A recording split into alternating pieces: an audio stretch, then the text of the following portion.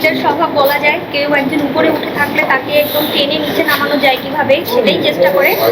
কথা আছে না, আঙ্গুল ফল টক।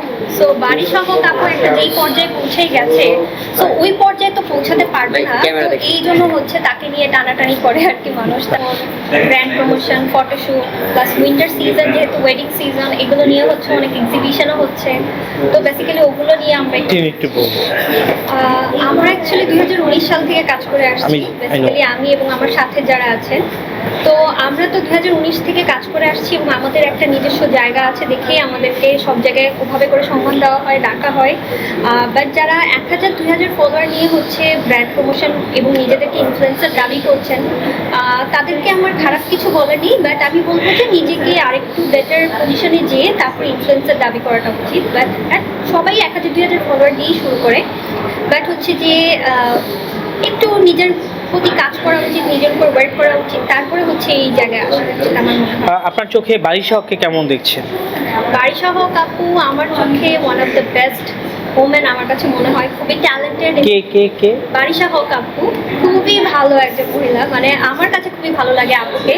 She is very kind and ওনার মতো আমার মনে হয় ট্যালেন্টেড মানুষ আমাদের ইন্ডাস্ট্রিতে খুব কমই আছে, যে তার যোগ্যতা এবং হচ্ছে তার ট্যালেন্ট দিয়ে এত দূর এসেছে।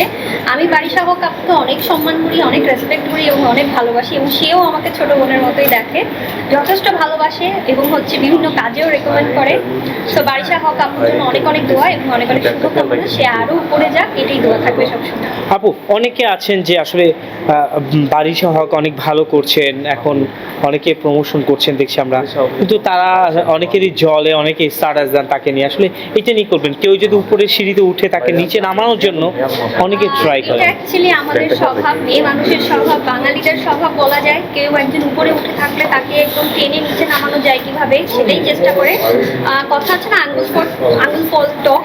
সো বারিশাহ আপু একটা যেই পর্যায়ে পৌঁছেই গেছে, সো ওই পর্যায়ে তো পৌঁছাতে পারবে না, তো এই জন্য হচ্ছে তাকে নিয়ে টানাটানি করে আর কি মানুষ। তার কি বলবো, তাকে নিয়ে খারাপ কথা বলে, বাট তার সাথে যে পার্সোনালি মিশেছে তারা জানে শুধু যে সে কতটা ভালো একজন মানুষ। সবসময় তো বলি আসলে ওয়েডিং সিজন, আপনি বলেছেন আমরা আপনার বিয়ে খাবো কবে এবং কেমন ছেলে পছন্দ? আমি অলরেডি ম্যারিড, আর আমি যেমন ছেলে পছন্দ করি তেমন ছেলেকেই লাইফ পার্টনার হিসেবে পেয়েছি, আমি আলহামদুলিল্লাহ খুশি আছি।